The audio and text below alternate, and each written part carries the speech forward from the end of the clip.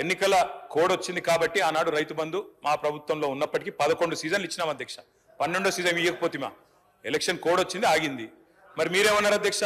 December 3కు ముందు తీసుకుంటే 5,000, December 3 తర్వాత తీసుకుంటే 7,500. ఇప్పుడు మీరు చెక్కినప్పటికీ లెక్క ప్రకారం ఇచ్చినారా అధ్యక్ష? 7,500 ఇచ్చారా?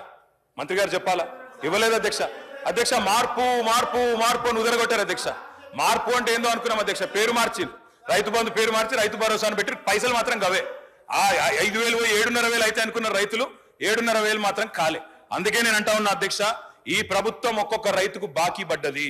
ఒక్కొక్క రైతుకు మీరు పడ్డ బాకీ ఈ రోజు వరకు, పోయిన యాసంగికి మీరు రైతు భరోసా అన్నారు, పేరు మార్చారు, కానీ 2,500 రూపాయలు అదనంగా మీరు ఎకరానికి ఇవ్వలేదు. నిన్న వానాకాలం మొత్తం ఎగ్గొట్టిరు, రైతు బంధు ఎగ్గొట్టిను. మీరు 7,500 ఇయ్యాల్సి ఉండే ఎకరానికి మీరు ఇయ్యలేదు, మొత్తం ఎగ్గొట్టినరు.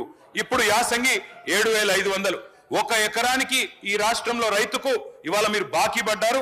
ఆ బాకీ 17,500 రూపాయలు. 2 విడతలు రైతు భరోసాతో పాటు ఒక విడత 5,000 ఇచ్చి ఎగ్గొట్టిన 2,500 కలిపితే ఇప్పుడు నేను చెప్పిన లెక్క 17,500 అధ్యక్ష.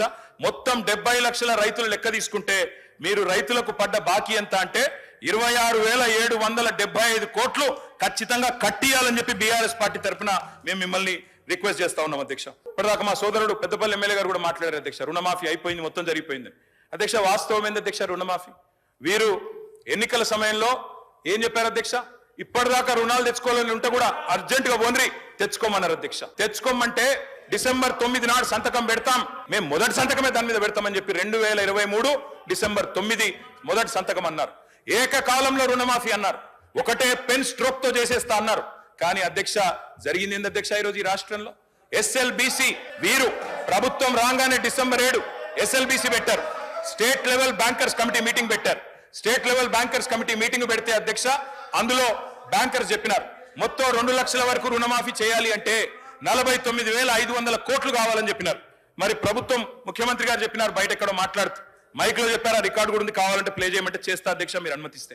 మేము ఒక్క సంవత్సరం కడుపు కట్టుకుంటే 40,000 కట్టేస్తాం ఏమున్నది అన్నారు. మరి సంవత్సరం అయిపోయింది, 40,000 కోట్లు పత్తా లేదు అధ్యక్ష.